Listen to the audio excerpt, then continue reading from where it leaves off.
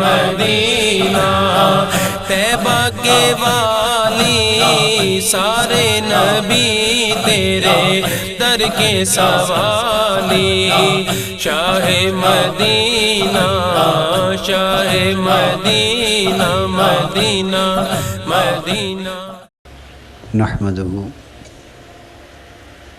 ونصلي ونسلم على سيدنا ومولانا محمد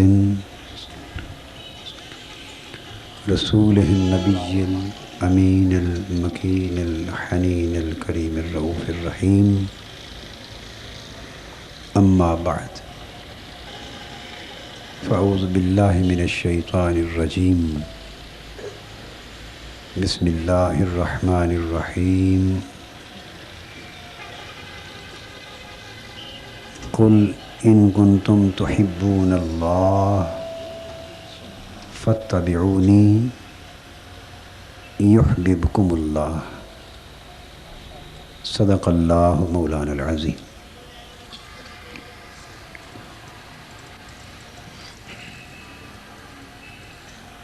محترم مشائخ و علماء کرام، معزز حاضرین اور عزیزان گرامی قدر، اللہ رب العزت کا شکر ہے کہ آج ہم سیرت النبی کانفرنس میں حاضر ہیں اور میں مبارکباد پیش کرتا ہوں ادارہ منہج القرآن اس علاقے کی ضلعی اور شہری تنظیمات کو اور بالخصوص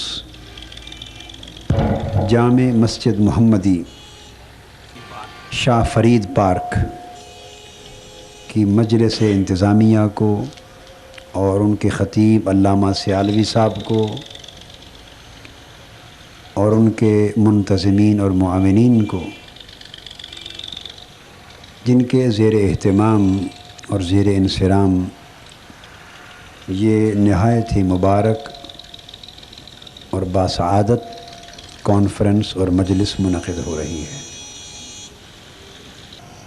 آج کی یہ مجلس جو سیرت النبی صلی اللہ علیہ وآلہ وسلم کے عنوان سے منعقد ہوئی، اس کا سہرا مولانا سیالوی صاحب کے سر پہ ہے اور شاہ فرید پارک میں مسجد محمدی کی انتظامیہ کے سر بئی طور ہے کہ ہمارے ہاں عام طور پہ سیرت النبی صلی اللہ علیہ وآلہ وسلم کے عنوان سے جلسے منعقد کرنے کا رواج نہیں ہے. اپنی گفتگو اس نکتے سے شروع کرتا ہوں تاکہ چند ضروری باتیں اس حوالے سے آپ کے گوش گزار کر سکوں. اس وقت جو اہم نکتہ جہاں سے میں آج اس مجلس میں اپنی گفتگو شروع کرنا چاہتا ہوں وہ سیرت النبی صلی اللہ علیہ وآلہ وسلم ہی کا عنوان ہے. یہ بات غور طلب ہے اور باعث افسوس بھی ہے کہ ہمارے معاشرے میں عرصہ دراز سے فرقہ وارانہ سوچ نے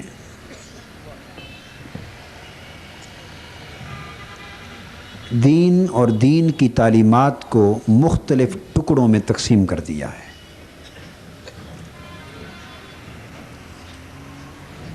اور یہ تقسیم اتنی گہری اور اتنی وسیع ہو گئی ہے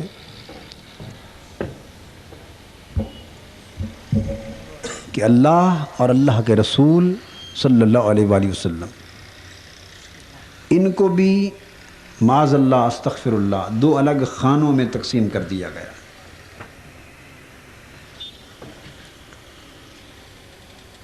اللہ کی بات کو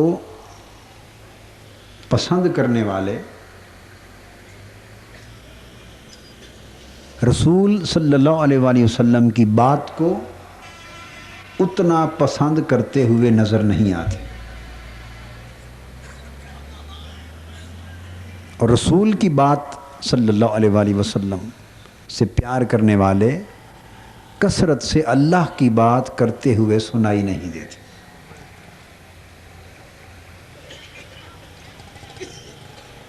توحید ایک گھر کا موضوع بن گئی ہے اور رسالت دوسرے گھر کا موضوع بن گئی ہے، اور ہمارا ذوق، علمی اور دینی ذوق اس طرح تقسیم ہو گیا ہے کہ بعض مسجدوں میں اور بعض جلسوں میں اور بعض مجلسوں میں اگر حضور نبی اکرم صلی اللہ تعالی علیہ وآلہ وسلم کی شان اقدس کا ذکر بڑے ذوق و شوق سے اور کثرت کے ساتھ اور محبت کے ساتھ اگر کوئی کرنے لگے تو بعض طبیعتوں پر یہ بوجھ بن جاتا، انہیں یہ بات ناگوار گزرتی۔ ان کی مجلس میں اگر حضور علیہ الصلوۃ والسلام کی عظمت، آپ کی مرتبت، آپ کے کمالات، تصرفات، آپ کی شانوں کا ذکر اگر فراوانی کے ساتھ، کثرت کے ساتھ ہو، وہ یہ خیال کرتے ہیں کہ شاید یہ وہ ہے۔ کیا ہے؟ سمجھتے ہیں آپ؟ وہ یعنی ذکر رسول صلی اللہ علیہ وآلہ وسلم سے عملاً، زبان سے نہیں کہیں گے، عملاً ان کی مجلس کی اتنی مناسبت نہیں رہتی، اور ہماری مجلسوں میں یہ ذوق پیدا ہو گیا ہے کہ اگر کوئی توحید کا بیان کر دے، زیادہ دیر توحید کا بیان ہو جائے، اللہ کا ذکر ہو جائے، تو ہماری مجلس کے لوگ سمجھنے لگتے ہیں کہ یہ وہ آ گیا ہے۔ اس طرح ہم نے دین کو دو ٹکڑوں میں تقسیم کر دیا۔ گویا شان رسالت مآب صلی اللہ علیہ وآلہ وسلم کے بیان سے محبت کرنے والے ذکر توحید کے ساتھ اپنی قلبی اور ذہنی مناسبت زیادہ نہیں رکھتے، اور ذکر توحید سے پیار کرنے والے شان رسالت مآب صلی اللہ تعالی علیہ وآلہ وسلم سے اپنی ذہنی اور قلبی موانست اور رغبت اور موافقت محسوس نہیں کرتے۔ نتیجتاً آگے ان کے سامعین، ان کے مقتدی، ان کے نمازی، ان کے پیروکار اسی طرح تقسیم ہوتے جا رہے ہیں۔ یہ تقسیم محض اللہ اور اللہ کے رسول کے نام پر نہیں، صرف توحید اور رسالت ہی کے نام پر نہیں ہے، یہ تقسیم آگے بڑھی، اور خود حضور علیہ الصلوۃ والسلام کی ذات پاک کے حوالے سے عنوانات بانٹ دیے ہیں۔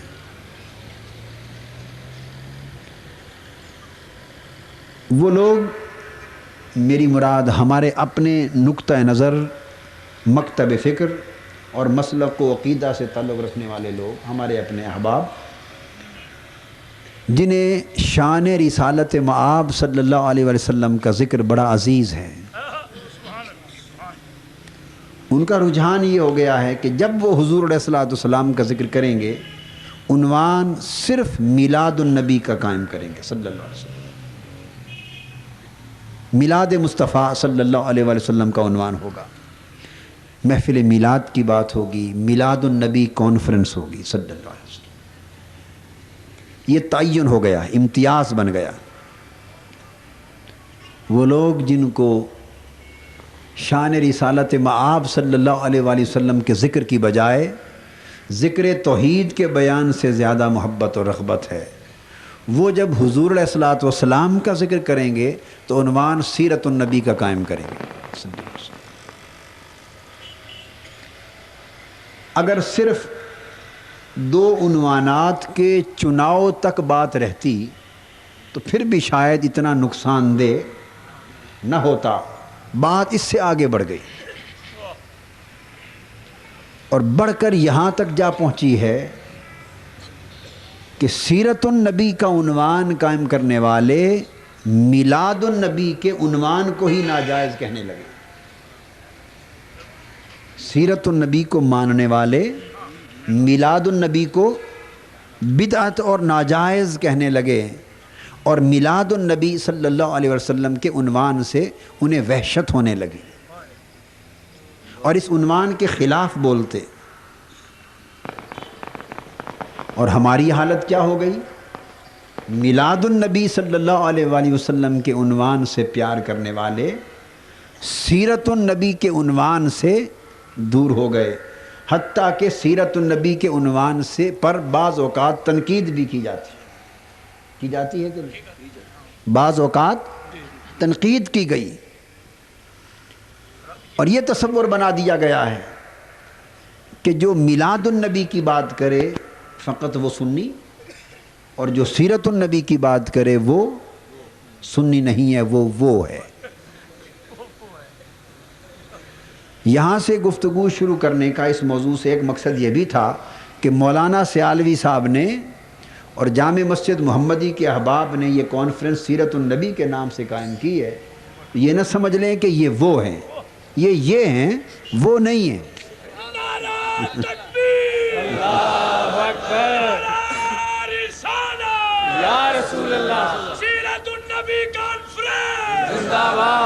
ماشاء یہ ہیں، وہ نہیں ہیں، اور اسی یہ اور وہ نے اس امت کو تباہی کے کنارے پر پہنچا دیا۔ اسی یہ اور وہ نے امت محمدی کی تباہی، امت محمدی کو تباہی کے کنارے پر پہنچا دیا ہے۔ ہم یہ اور وہ میں رہے اور دین کے دشمن کہاں سے کہاں جا پہنچے۔ ہم اب یہ اور وہ کی تقسیم سے ہٹے نہیں ہیں، اور بہت بڑی سازش برطانوی اور مغربی سامراج نے، انگریزوں نے، دین کے دشمنوں نے بہت بڑی سازش کی بر صغیر پاک و ہند میں، ہندوستان میں امت مسلمہ کے خلاف، کہ انہیں اسی یہ اور وہ کی تقسیم میں الجھا دو، ان کی مسجدیں بٹ جائیں، ان کی مسجدیں تقسیم ہو جائیں، ان کے مدرسے تقسیم ہو جائیں، ان کے علماء تقسیم ہو جائیں، ان کے طلباء تقسیم ہو جائیں، ان کے گھر تقسیم ہو جائیں، علاقے محلے تقسیم ہو جائیں، جلسے تقسیم ہو جائیں، دین کے عنوان تقسیم ہو جائیں، قرآن و سنت کی تعلیمات کے ابواب تقسیم ہو جائیں، اور ایسی تقسیم ڈالو کہ قیامت تک اس دھرتی کے بسنے والے مسلمان امت واحدہ کے تصور سے محروم ہو جائیں، یہ ایک امت کبھی نہ بن سکے۔ بہت بڑی گہری اور گھناؤنی سازش کی گئی اسلام کے خلاف، اور سازش بھی کیا؟ حضور علیہ الصلوۃ والسلام کی ذات پاک کو اس امت میں اختلاف کا موضوع بنا دیا۔ حضور علیہ الصلوۃ والسلام کی ذات پاک کو مسلمانوں میں اختلاف کا موضوع بنا دیا۔ کون سی ذات پاک؟ کہ جس سے تعلق ہی فقط عشق والا چاہیے تھا، جس کے اسم پاک پر فقط مر جانا چاہیے تھا، جس کے اسم پاک پر جان و مال سب کچھ لٹا دینا چاہیے تھی، اور جس کے اسم پاک اور جس کے تصور پر عقل کے چراغ بجھا دینے چاہیے تھے۔ جہاں جس کی دہلیز پر عقل کا نہیں عشق کا سارا کام تھا، جس کے نام پر جان دینی تھی، جان کی بازی لگانی تھی، مر جانا تھا، مٹ جانا تھا، جان و خون کے نذرانے دے دینے تھے، جس کے نام پر اس امت نے اپنی جان کی بازی لگا دینی تھی، اس ذات کو جس سے دل اور روح کے محبت اور عشق کے رشتے استوار ہونے چاہیے تھے، اس ذات پاک کو اس امت میں اختلاف کا موضوع بنا دیا، مناظروں کا موضوع بنا دیا۔ ہائے ہائے ہائے، کیسے؟ اس امت کو اس میں الجھا دیا کہ نبی کا میلاد درست ہے یا سیرت درست ہے، میلاد منایا جائے یا سیرت منائی جائے۔ امت کو بانٹ دیا، کچھ کہتے ہیں فقط میلاد ہو، سیرت کی ضرورت نہیں سیرت منانے کی۔ وہ تو ابو جہل بھی مانتا تھا، ابو لہب بھی مانتا تھا، وہ تو ابو جہل و ابو لہب بھی مانتے تھے، بس وہ اسی وقت تک مانتے تھے جب تک آقا نے اعلان نبوت نہیں فرمایا تھا۔ وہ اسی وقت تک مانتے تھے جب تک آقا کے اعلان سے ان کے مفادات کو خطرہ نہیں لاحق ہوا تھا۔ وہ اسی وقت تک آقا کو صادق و امین اور صاحب سیرت و کردار مانتے تھے جب تک ان کی سرداریاں اور اجارہ داریاں پیغمبر اسلام کے نعرہ انقلاب سے خطرے میں نہیں پڑی تھی۔ جب ان کی سرداریاں خطرے میں پڑ گئیں تو پھر تو وہ سیرت کا ماننا بھی گیا اور کردار کا ماننا بھی گیا۔ پھر وہی تھے جو شہر مکہ کے بازاروں اور گلی کوچوں اور چوراہوں میں بیٹھتے تھے اور معاذ اللہ استغفر اللہ حضور علیہ الصلوۃ والسلام پر پھبکیاں کستے تھے، آقا کا مذاق اڑاتے تھے، اپنی بدبختی کا محرومی کا مظاہرہ کرتے تھے، اور کبھی جادوگر کہتے، کبھی معاذ اللہ مجنوں کہتے، کبھی کچھ کبھی کچھ۔ تو اس میلاد ماننے والوں نے سیرت النبی کے عنوان سے دوری اختیار کر لی، اور سیرت النبی کا عنوان پسند کرنے والوں نے حضور علیہ الصلوۃ والسلام کے میلاد کو برا بھلا کہہ دیا۔ معاذ میلاد کسے کہتے ہیں نادانوں؟ یہ بھی نہ سوچا میلاد کیا ہے۔ میلاد ولادت کو کہتے ہیں۔ بولیے کسے کہتے ہیں؟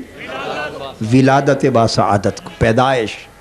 ولادت باسعادت کو عربی زبان میں عام اصطلاح میں مولود اور میلاد کہتے ہیں، مولد بھی کہتے ہیں، ولادت کی جگہ کو بھی کہتے ہیں، مجلس میلاد کو بھی، محفل میلاد کو بھی کہتے ہیں۔ مولد النبی صلی اللہ علیہ وسلم، مولود النبی صلی اللہ علیہ وسلم، میلاد النبی صلی اللہ علیہ وسلم، یہ الفاظ عربی زبان میں استعمال ہوتے ہیں۔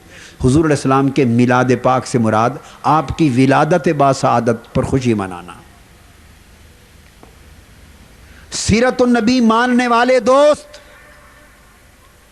جو میلاد النبی کے عنوان کا نادانی میں انکار کرتے، ان کو ٹھنڈے دل سے یہ سوچنا چاہیے کہ اگر میلاد نہ ہوتا تو سیرت کہاں سے نصیب ہوتی؟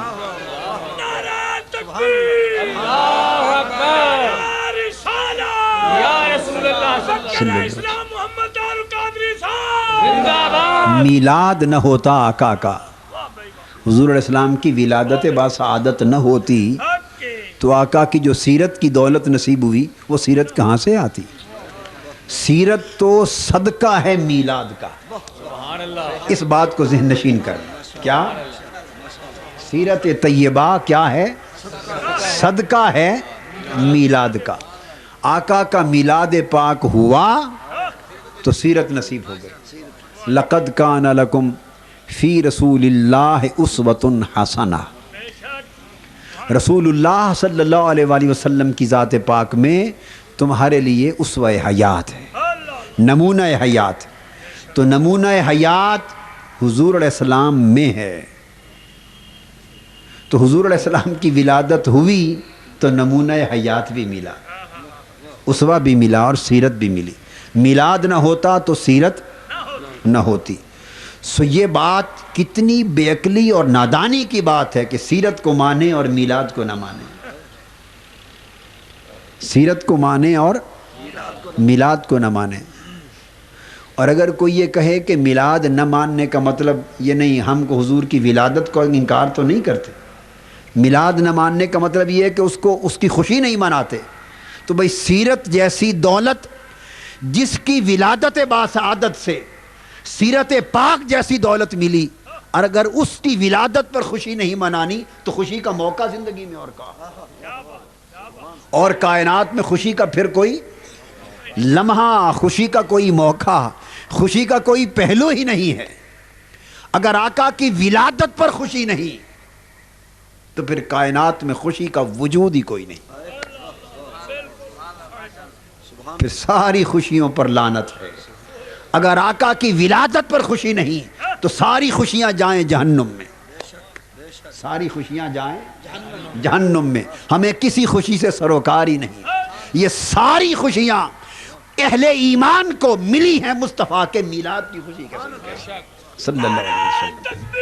اللہ اکبر، یا رسول اللہ، زندہ باد، زندہ تو باد، پہلی بات تو یہ زندہ تو باد۔ پہلی بات تو یہ ہے کہ سیرت کو ماننا، میلاد کو نہ ماننا، یہ بڑی نادانی کی بات ہے۔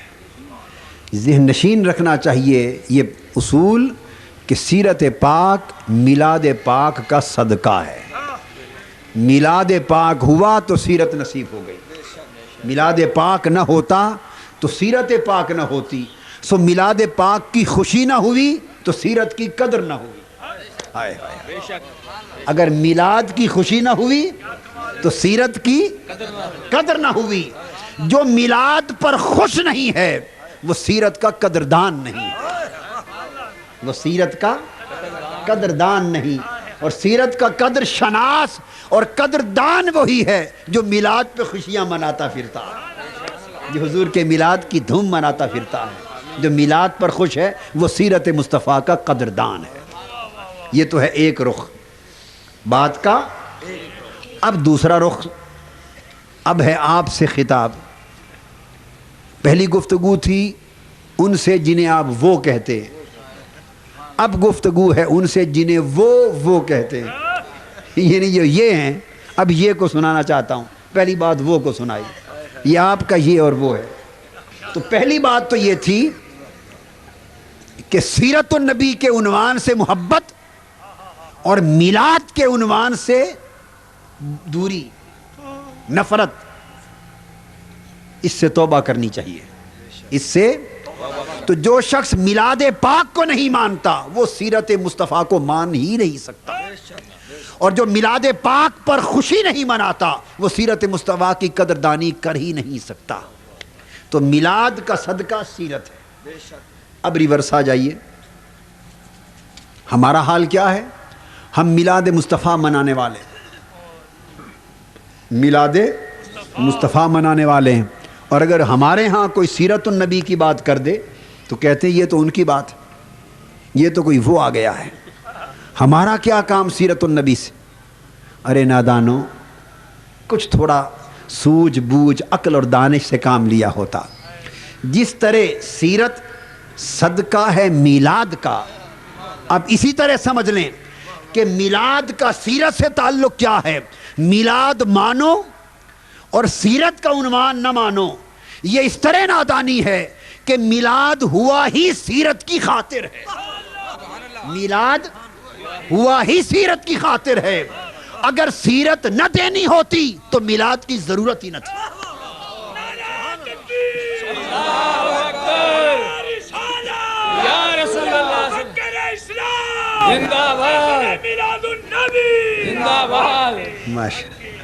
مولانا نعرہ صاحب منصف مزاج آدمی لگتے ہیں۔ اگر سیرت پاک عطا نہ کرنی ہوتی تو میلاد کی ضرورت ہی نہ تھی۔ آقا کے میلاد کی دنیا میں ضرورت، آقا کی ولادت باسعادت کی دنیا میں ضرورت نہ تھی۔ آقا کی ولادت باسعادت ہوئی ہی اس لیے کہ یہ محبوب آئے اور کائنات کو سیرت کا سبق عطا، دنیا کو سیرت نصیب ہو۔ تو حضور کی ولادت کا مقصد سیرت ہے، تو سیرت میلاد کا صدقہ ہے، اور میلاد سیرت کا سبب ہے۔ میلاد سیرت کا سبب ہے، سیرت میلاد کا مقصد ہے، سیرت میلاد کا مقصد ہے، اور سیرت میلاد کا صدقہ ہے۔ دو باتیں، سیرت میلاد کا مقصد ہے، یہ سبق آپ کے لیے ہے۔ میلاد النبی منانے والوں کے لیے سبق ہے کہ سیرت میلاد کا مقصد ہے، میلاد پاک ذریعہ بنا سیرت طیبہ کی نعمت کے عطا ہونے۔ اب ذریعہ اور مقصد میں کیا فرق ہے؟ جیسے سیڑھی اور چھت میں، جو تعلق سیڑھی اور چھت میں ہے، جو میلاد مانتے ہیں اور سیرت کی ضرورت محسوس نہیں کرتے، ان کی مثال اس طرح ہو گئی، جو میلاد، دیکھو نا، میں نے ابھی خود اس سال میلاد نامہ لکھا ہے۔ کیا لکھا ہے؟ وہ پورے پاکستان میں تقسیم ہوا ہے۔ حضور علیہ السلام کے نور پاک کی تخلیق سے لے کر 12 ربیع الاول کو آقا کے میلاد پاک تک، حضرت آمنہ رضی اللہ تعالیٰ عنہ کی گود مبارک میں آقا کی تشریف آوری تک، نور کی تخلیق سے ولادت تک کا جو سفر تھا، اس سفر کو بیان کیا ہے میں نے ایک رسالے میں۔ میلاد نامہ ہے وہ، میرے اپنے قلب اور روح کا اندر کے جذبات کی ایک تسکین تھی، ایک ذوق تھا، پورا کیا، وہ میرا ذوق ہے۔ اور ہم تو صبح و شام ربیع اول میں جتنا میلاد منہاج القرآن میں منایا جاتا ہے، اتنا کراچی سے پشاور تک کہیں نہیں منایا جاتا۔ اور وہ لوگ اللہ اکبر، اور وہ لوگ جو تحریک منہاج القرآن کی نسبت طرح طرح کے وسوسے پیدا کرتے ہیں، ہمارے بعض بھائی طرح طرح کے وسوسے پیدا کرتے ہیں منہاج القرآن کے حوالے سے، ہمارے حوالے سے، ان کو ہوش کے ناخن لینا چاہیے۔ میری اس بات پہ توجہ کریں کہ میلاد مصطفیٰ جتنے ذوق و شوق سے، محبت سے، دھوم دھام سے، تسلسل سے، اور جس رنگ اور ڈھنگ سے منہاج القرآن میں منایا جاتا ہے، اس انداز سے کراچی سے پشاور تک نہیں منایا جاتا۔ کسی کو شک ہو تو ربیع الاول کا یہ مہینہ تو گزر گیا، اگلا سال آئے گا، خود آ کے دیکھ لو کہ بات درست ہے یا غلط۔ منہاج القرآن کی جامعہ کے طلباء ہر رات مشل بردار، چراغ اٹھائے ہوئے مشل بردار جلوس میلاد مصطفیٰ کے نکالتے ہیں۔ پاکستان کے ہے کسی مدرسے کا یہ عالم؟ بولیے، بتائیے، سنیوں کا کوئی ایک مدرسہ بتا دیں جس مدرسہ کے طلباء اپنے دارالعلوم اور اپنی جامعہ میں ربیع الاول کی پہلی جتنی راتیں ہیں ساری، ہر رات میں حضور کے میلاد پاک کے مشل بردار جلوس نکالتے ہیں۔ یہ رنگ صرف منہاج القرآن کے طلباء کو نصیب ہوا ہے۔ پھر میلاد پاک کے، اور جب یہ جلوس نکالتے ہیں تو یہ دیوانے، یہ طلباء اکثر ان میں ننگے پاؤں حضور کے میلاد کا جلوس نکالتے ہیں۔ اور پھر جتنے چراغاں ہوتے ہیں میلاد پاک کے دنوں میں، اور جتنی گلپاشیاں ہوتی ہیں، اور کمرے کمرے میں ہاسٹلز کے اندر منہاج القرآن کے اندر محفل میلاد ہوتی ہے، اور پورے پاکستان میں جتنی کثرت سے محافل میلاد منہاج القرآن کی تنظیمات نے منائی ہیں، میں اللہ پاک کی نعمت کا شکر بجا لاتے ہوئے تحدیث نعمت کے طور پہ کر رہا ہوں۔ اور اس بات میں مجھے کوئی بات کرنے میں باک نہیں کہ پاکستان کی کسی تنظیم، کسی جماعت اور کوئی ادارہ اس کی مثال پیش نہیں کر سکتا جتنی کثرت سے میلاد پاک آقا دو جہاں کا منہاج القرآن کی تنظیمات نے منایا، شاید باقی ساری جماعتیں مل کر بھی نہ منا سکیں۔ اللہ اکبر، یا رسول اللہ، زندہ باد، زندہ باد۔ اور صرف یہاں نہیں، پاکستان میں نہیں، یورپ میں، عرب میں، عجم میں، لندن میں، ڈنمارک میں بین الاقوامی سطح کے پروگرام صرف منہاج القرآن کے تحت میلاد مصطفیٰ کے ہوئے۔ کوئی ایک بتا دیں مجھے۔ باتیں کرنا، مسلک کا ڈھنڈورا پیٹنا، نعرے لگانا آسان ہوتا ہے، عمل کرنا، عمل سے ثابت کرنا دشوار ہوتا ہے۔ ڈنمارک کے اندر ادارہ منہاج القرآن کے تحت پورے عالم اسلام کا نمائندہ محفل میلاد کا پروگرام ہوا۔ اس میں لیبیا کے لوگ بھی منہاج القرآن میں شریک ہو کے میلاد پاک منایا، سوڈان کے لوگ، عراق کے لوگ، ترکی کے لوگ، خدا جانے مجھے اب نام یاد نہیں، کس کس دنیا اسلام کے ملک کی جماعتیں آئیں، اور انہوں نے سب نے منہاج القرآن کے تحت ایک عالمی سطح کا میلاد پاک منایا۔ اس کا ویڈیو کیسٹ ہے، کبھی دیکھیں۔ اور ہر کوئی اپنے رنگ کے ساتھ حضور کے میلاد کی نعتیں پڑھ رہا ہے، ویڈیو کیسٹ، ایمان تازہ ہوتا ہے۔ واہ واہ، طاہر مبین نے کہا ہے یہ بات۔ عجیب رنگ ہے یہ منہاج القرآن کا عالم۔ ابھی میں خود آپ کو معلوم ہے کہ یہاں میلاد النبی کر کے دوبارہ لندن گیا تھا، 15-20 دن آئے ہوئے تھے واپس، اور یورپ کی سب سے بڑی مسجد جو ریجنٹ پارک ہے لندن کی، وہ عربوں کی مسجد ہے، اس میں سعودی اور مصری لوگوں کا زیادہ تر نظم و نسق ہوتا ہے۔ بحمداللہ یورپ کا سب سے بڑا اجتماع میلاد مصطفیٰ کانفرنس منہاج القرآن کے تحت وہاں منایا گیا، اور صلاۃ و سلام ہوا کھڑے ہو کر اس مسجد میں۔ اور عرب علماء اور ائمہ جن کے پیچھے ہمارے یار لوگ نمازیں نہیں پڑھتے تھے، انہوں نے ہمارے ساتھ کھڑے ہو کر صلاۃ و سلام پڑھا۔ مفت کی دوریاں بعض لوگوں نے پیدا کر دی ہیں، بھائی ایک دوسرے کے قریب تو ہو کر دیکھو۔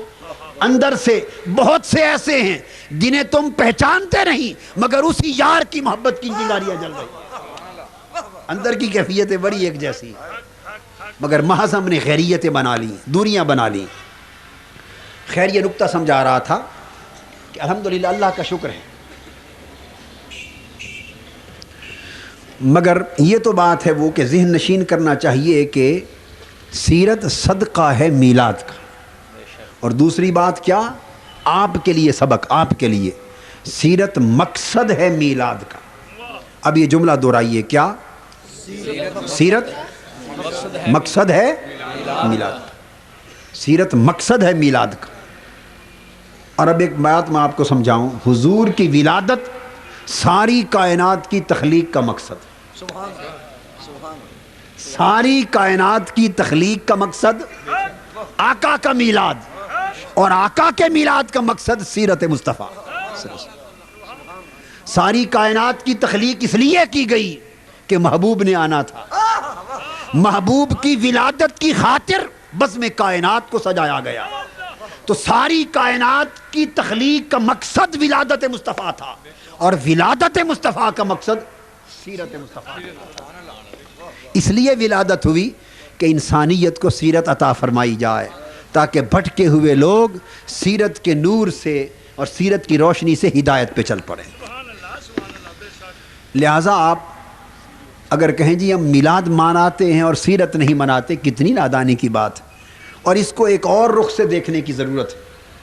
ارے نادانو، میلاد منانے والوں اور ادھر سیرت منانے والوں دونوں کو کہہ رہا ہوں، اور ہم تو چونکہ دونوں کو مانتے ہیں۔ منہاج القرآن کی خوبی یہ ہے کہ یہاں میلاد اور سیرت جدا نہیں، یہ وہ جگہ ہے جہاں میلاد و سیرت یکجا ہے۔ منہاج القرآن وہ جگہ ہے جہاں میلاد اور سیرت یکجا ہے، اور اس کی دلیل یہ کہ آپ پاکستان میں دیکھیں، ہمارے جو اہل سنت والجماعت کے ہمارے ہم خیال لوگ ہیں، میلاد مصطفیٰ منانے والے، حالت یہ ہو چکی ہے کہ سیرت النبی کانفرنس کا نام رکھنے کی جرت کوئی نہیں کرے گا۔ سارے پاکستان میں علماء کرام موجود ہیں، بات درست ہے یہ غلط؟ سیرت النبی کے عنوان سے اشتہار چھاپنے کی جرت کوئی نہیں کرے گا، اور اگر مسجد میں کوئی لگا جائے تو شاید پھاڑ ہی دیں۔ اور دوسروں کی سن لو، ان کے ہاں میلاد مصطفیٰ کانفرنس، میلاد مصطفیٰ کانفرنس کا کوئی اشتہار لگا دے، کھورچ کے دیواری توڑنی پڑے تو توڑ دیں گے، جرت کوئی نہیں کرے گا ان میں کوئی میلاد کی بات کر دے، اتنی دوری ہے۔ مگر یہ واحد وہ مشن ہے کہ جہاں 2 مہینے میلاد کی دھوم ہوئی، آج سیرت مصطفیٰ کی دھوم ہو رہی ہے۔ یہاں میلاد بھی ہے، یہاں سیرت بھی ہے۔ کیوں؟ اس کو سنیے، میلاد محبت کے لیے ہے، سیرت عمل کے لیے۔ اگلی بات سمجھیں، میلاد محبت کے لیے ہے، سیرت عمل کے لیے ہے۔ جو چاہے کہ محبت کے چراغ جلیں وہ میلاد منائے۔ یہ نسخہ سمجھا رہا ہوں۔ طبیب ہوتے ہیں نا، طبیب کچھ صدری نسخے دیتے ہیں صدری نسخے دیتے ہیں، پکی بات سمجھاتے ہیں، یہ وہ نسخہ سمجھا رہا ہوں، نسخے کی بات۔ جو چاہے کہ حضور علیہ السلام کی محبت سینے اور دل میں پیدا ہو، وہ کثرت سے میلاد کی محفلیں کیا کرے۔ میلاد کی محفلوں سے حضور علیہ السلام کی محبت کی دولت نصیب ہوگی. اور جو چاہے کہ عمل میں اصلاح ہو وہ سیرت پاک سے تعلق جوڑا کرے. عمل کی اصلاح سیرت طیبہ سے ہے اور محبت کے چراغ کا جلنا میلاد پاک سے ہے. اور ایمان کا تعلق محبت اور عمل دونوں سے ہے. اور کیسا تعلق ہے کہ محبت ہو اور عمل نہ ہو، محبت ہو اور عمل نہ ہو تو ایمان ہے مگر ناقص. حضور علیہ السلام کی محبت ہو، اس بات کو سمجھ لیں، مگر عمل نہ ہو تو بندہ مسلمان ہے مگر ناقص، ایمان ہے مگر ناقص. اس کا ایمان عمل کے بغیر کامل نہیں ہو سکتا. ہے صحیح ایمان مگر ناقص. اور اس کے برعکس عمل ہو اور آقا کی محبت نہ ہو، عمل ہو اور آقا کی محبت نہ ہو تو سرے سے ایمان کی جڑ ہی نہیں ہے. ایمان کی جڑ ہی نہیں ہے، سرے سے ایمان کا وجود ہی نہیں. عمل بے شک پہاڑ جتنا ہی کیوں نہ اٹھائے پھرے، عمل کے پہاڑ اٹھائے پھرے، مگر محبت مصطفیٰ صلی اللہ علیہ وآلہ وسلم نہ ہو تو میں تنے اور شاخوں کی باتیں نہیں کر رہا، سرے سے ایمان کی جڑ ہی نہیں ہے، بیج ہی نہیں ہے ایمان. تو آقا کی محبت ایمان کا بیج ہے، ایمان کی جڑ ہے، ایمان کا تنا ہے. بیج، جڑ اور تنا درخت کو 3 حصوں میں تقسیم کرتے ہیں. کتنوں میں؟ 2 حصوں میں. 2 بیج، جڑ اور تنا، اور تنے کے بعد آگے شاخیں، پھل اور پھول. شاخیں، پتے اور پھول کہہ لیجئے. ایک بیج اور جڑ اور تنا، اس کو ایک حصہ لیتے ہیں، اور تنے کے بعد شاخیں، پھر ان پر پتے اور ساتھ پھل، اس کو دوسرا حصہ لیتے ہیں. پہلا حصہ محبت مصطفیٰ ہے، دوسرا حصہ عمل سیرت مصطفیٰ، عمل ہے. اگر آقا دو جہاں کی محبت نہیں تو بیج ہی نہیں درخت کا، جڑ ہی نہیں، تنا ہی نہیں. جب بیج ہی نہیں تو جڑ کہاں سے آئے گی، اور جڑ ہی نہیں تو تنا کہاں سے آئے گا، اور جب تنا نہیں تو شاخیں کس پر نکلیں گی، اور شاخیں نہیں پتے کہاں آئیں گے، پھول ہی پھل کہاں آئیں گے. تو سن لیجئے اہل ایمان، جس دل میں حضور علیہ السلام کی محبت نہیں اس کے پاس ایمان کا درخت ہی نہیں ہے سرے سے. اور جس کے دل میں حضور علیہ السلام کی محبت ہے مگر عمل نہیں، عمل کم ہے، گناہگار ہے، عمل نہیں، عمل کی کمی ہے، تو اس کا درخت تو ہے ایمان کا مگر شاخیں نہیں ہیں، پھل نہیں ہے، پتے نہیں ہیں، جلا سڑا ہوا درخت ہے، سایہ نہیں. درخت کھڑا ہوا ہے مگر بے سایہ درخت ہے، درخت ہے مگر بے پھل درخت ہے. تو جس درخت کا پھل نہ ہو اس سے کیا لینا، جس درخت کا پھل نہ ہو کیا فائدہ اس کا. جس درخت کا سایہ نہ ہو، کوئی آ کے بیٹھتا ہے نیچے؟ ہر کوئی سایہ دار درخت دیکھتا ہے، ہر کوئی. تو دوستو درخت تو ہے مگر نفع اس درخت کا تب ہوگا کہ اگر اس کا سایہ ہو، اس کا پھل ہو، اس کے پھول ہوں. تو انسان کامل ایمان تب پیدا کرتا ہے اپنے اندر کہ جب محبت مصطفیٰ کی دولت بھی ہو اور عمل صالح یعنی سیرت مصطفیٰ کی اتباع کی دولت بھی ہو، اطاعت کی دولت بھی ہو. اور جس نے خالی اطاعت کا دعویٰ کیا اور محبت مصطفیٰ کی نفی کی اس کے پاس ایمان کا وجود ہی نہیں. اور جس نے خالی محبت مصطفیٰ کی بات کی، عمل کی نفی کی، یا عمل اس کے پاس نہ تھا، تو اس کے ہاں ایمان کا درخت تو ہے مگر بے پھل ہے، بے سایہ ہے، بے نفع ہے. اب دونوں کا تعلق سمجھ گئے نا؟ تو میں سمجھا رہا تھا کہ اگر محبت چاہتے ہو تو حضور علیہ السلام کے میلاد کے محفل کا کثرت سے منانا حضور علیہ السلام کی محبت پیدا کرتا ہے. اگر عمل میں اصلاح چاہتے ہو کہ عمل میں اصلاح ہو اور عمل کے اندر اطاعت اور اتباع پیدا ہو اور تقوی اور طہارت اور صالحیت پیدا ہو، تو حضور علیہ الصلوۃ والسلام کی سیرت کو سننا، سیرت پاک کو پڑھنا اور سیرت پاک کو جاننا از حد لازم ہے۔ سیرت پاک جانے بغیر اعمال کی اصلاح نہیں ہو سکتی، اور میلاد پاک اور محبت رسول صلی اللہ علیہ وآلہ وسلم کے بغیر ایمان آپ کے دل کی زمین میں جڑ نہیں پکڑ سکتا۔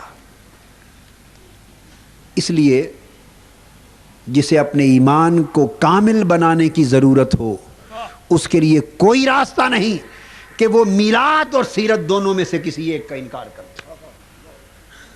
اہل ایمان کے لیے لازم ہے کہ وہ میلاد اور سیرت دونوں کو یکجا کریں، دونوں میں سے کسی ایک کا بھی انکار کرنا جہالت۔ اب آپ اسلام کی تاریخ کو اوپر سے پڑھیں، یہ جھگڑے میلاد اور سیرت میں کب سے پیدا ہوئے؟ جب انگریز مسلمانوں کے ایمان کا آشیانہ جلانے کی خاطر، مسلمانوں کے ایمان کو تباہ کرنے کی خاطر، امت مسلمہ کو برباد کرنے کی خاطر اور مسلمانوں کے اجتماعی جسم کو ٹکڑے ٹکڑے کرنے کی خاطر، اس نے تاجدار کائنات صلی اللہ علیہ وآلہ وسلم کی ذات پاک کو مسلمانوں میں جھگڑوں اور مناظروں کا موضوع بنا دیا۔ کیوں بنایا؟ یہ نکتہ سمجھاتا۔ یہ بات توجہ سے سمجھنے والی ہے۔ منہاج القرآن کی تحریک کے لوگ بھی اس نکتے کو سمجھیں، بڑے کام کی بات، تربیت کی بات، جملہ شرکاء بھی اور اہل اسلام ساروں کے لیے عمومی ہدایت کی بات۔ ایک بنیادی نکتہ پہلے سمجھ لیں، وہ یہ کہ محبت کی ایک علامت ہے، عشق و محبت کی ایک علامت ہے، اور وہ کیا کہ جس سے محبت ہو اس کے معاملوں کو عقل سے نہیں سوچا کرتے۔ سبحان اللہ۔ جس سے محبت ہو اس کے معاملوں کو عقل سے نہیں ناپتے تولتے، چونکہ عقل اور محبت میں ازل کا بیر ہے، عقل اور محبت میں بیر ہے۔ عقل محبت کی راہ پر چل ہی نہیں سکتی اور محبت عقل کی بات مان ہی نہیں سکتی۔ علامہ اقبال نے کہا، بے خطر کود پڑا آتش نمرود میں عشق، اور عقل ہے محو تماشائے لب بام ابھی۔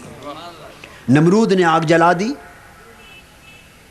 ابراہیم علیہ السلام عشق کے آئینہ دار، عشق الہی کے پیکر، وہ کھڑے، کودنے کے لیے کہا۔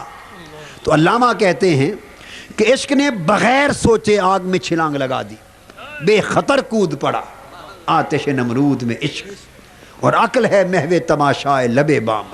عقل چھت پر کھڑی ہے، سوچ رہی ہے، وہ 10 من لکڑی جل گئی، عقل سوچ رہی ہے 10 من لکڑی جل گئی، عشق کہتا ہے بھاویں 100 من جل جائے۔ ہائے جب عشق کہتا ہے جب عاشقوں کا کام ہی جل جانا ہے تو پروانہ کبھی جلنے سے ڈرتا ہے؟ ہائے ہائے، پروانہ کبھی جلنے سے ڈرتا ہے؟ تو عشق کہتا ہے عقل مجھے، میں پروانہ ہوں، مجھے جلنے سے ڈراتی ہے، میرا تو جینا ہی جل کے مر جانا ہے، میرا تو جینا ہی جل کے مر جانا ہے، جب تک میں جلا نہیں مجھے جینے کا مزہ ہی نہیں آیا، مجھے تو جینے کا مزہ ہی تب آئے گا جب پر جل جائیں گے۔ تو عشق کے سوچنے کے انداز اور عقل کے سوچنے کے انداز، عقل سوچتی ہے 10 من لکڑی جل گئی، بھامبڑ مچ گیا، دور دور تک جو گزر رہا ہے جل رہا ہے، جھلس رہا ہے، جو گرے گا خاک ہو جائے گا، نیست و نابود ہو جائے گا، سو اس میں چھلانگ لگاؤں یا نہ لگاؤں، لگا دی تو کیا ہوگا، پیچھے بچوں کا کیا بنے گا، گھر بار کا کیا ہوگا، تبلیغ کا کیا بنے گا۔ عقل 100 باتیں سجا رہی ہے، تبلیغ کا کیا بنے گا، عقل 100 باتیں سجا رہی ہے۔ بھائی یہ تبلیغ سے مراد تبلیغ لے رہا ہوں، آپ والی تبلیغ نہیں ہے جس پر آپ خوش ہو گئے۔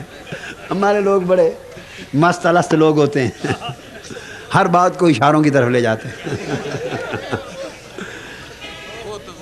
تو میں یہ عرض کر رہا ہوں، عقل یہ سوچتی جل گئی تو تبلیغ کا فریضہ انجام کون دے گا، گھر بار کا کیا ہوگا، بیوی بچوں کا معاملہ کیا ہوگا، یہ خودکشی نہ ہو جائے، عقل سجاتی. تو عقل 100 سوچوں میں ڈالتی ہے، عقل 100 سوچوں میں ڈالتی ہے.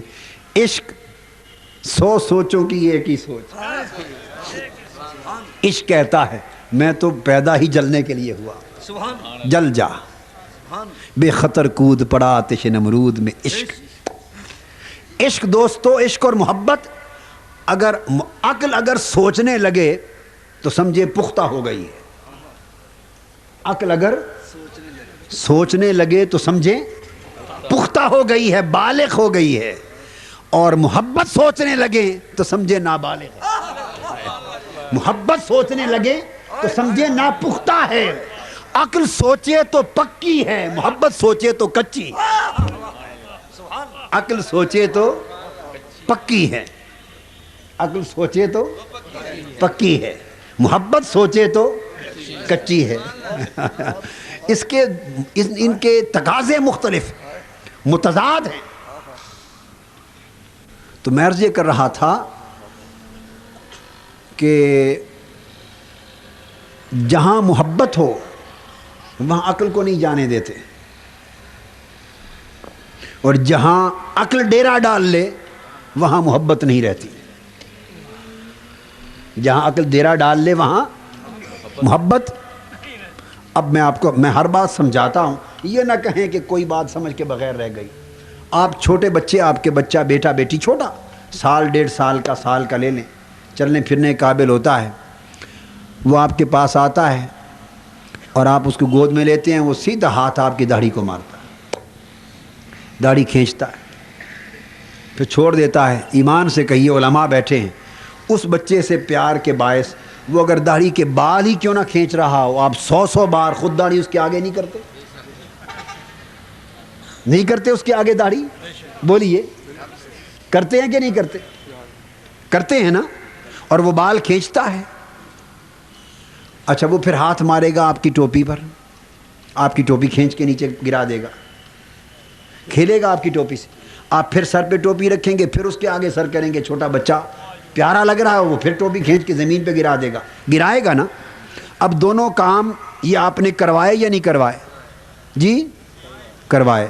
اب اگلی بات، یہی کام آپ کا، مولانا چشتی صاحب بیٹھے ہیں، یہی داڑھی کھینچنے کا، ٹوپی گرانے کا کام مولانا نارا صاحب اگر کر دیں تو ڈنڈوں سے ان کا کرکچ کر دیں، پکڑ کے مار مار کے برکس نکال دیں ان کا. کوئی اجازت دیتا ہے کسی اور کو کہ میری داڑھی پکڑ کے کھینچ لو، بال کھینچ لو؟ کوئی اجازت دیتا ہے میری ٹوپی گرا لو؟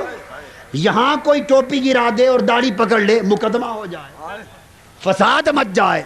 وہاں 100 بار خود سر نیچے کرتے ہیں، ٹوپی گروا رہے ہیں، داڑھی کے بال نچوا رہے ہیں. وجہ کیا ہے؟ جہاں محبت ہے وہاں عقل کا کام کوئی نہیں، اور جہاں عقل ہے وہاں محبت کا کام کوئی نہیں. اللہ اکبر، یا رسول اللہ، یا رسول اللہ، زندہ باد. بچے کی ساری باتیں اس لیے گوارا ہیں کہ محبت ہے، اور خود داڑھی اور ٹوپی اس کے آگے کیے جا رہے ہیں. محبت جو ہوئی، اور جہاں محبت کا رشتہ نہیں، عقل کا رشتہ ہے، وہاں جرت نہیں کسی کو ہاتھ ڈال سکے. آپ نہیں ڈالنے دیتے. تو کیا معلوم ہوا کہ محبت اور عقل کی 2 الگ الگ ذاتیں ہیں، اکٹھی جمع نہیں ہوتی، اکٹھی جمع. تو جہاں محبت ہوتی ہے وہاں عقل کا دھندا نہیں ہوتا، جہاں عقل کا دھندا ہوتا ہے وہاں محبت نہیں رہتی. یہ بات آپ سمجھ گئے؟ کیونکہ محبت سبمیشن چاہتی ہے، محبت قربانی چاہتی ہے، عقل قربانی کے قریب نہیں جاتی. اگر مجنو کو عقل آ جاتی تو لیلا لیلا کرتا لیلا لیلا. سردیوں میں ننگے پاؤں، ننگا بدن، نہ دھوپ کی خبر نہ رات کی خبر، نہ ٹھنڈک کی خبر، نہ سردی کی نہ گرمی کی. ہے خبر؟ یعنی مجنو ایک حکایت ہے. مجنو دوڑا جا رہا ہے لیلا کی تلاش میں. ایک جنگل ہے, صحرا ہے, لیلا لیلا لیلا کرتے دوڑ رہا ہے. ہمارے جیسا کوئی شخص ایک نماز کھڑا پڑھ رہا ہے, ہمارے جیسے کوئی نماز پڑھ رہا ہے. مجنو سامنے سے گزر گیا لیلا لیلا کرتا ہوا.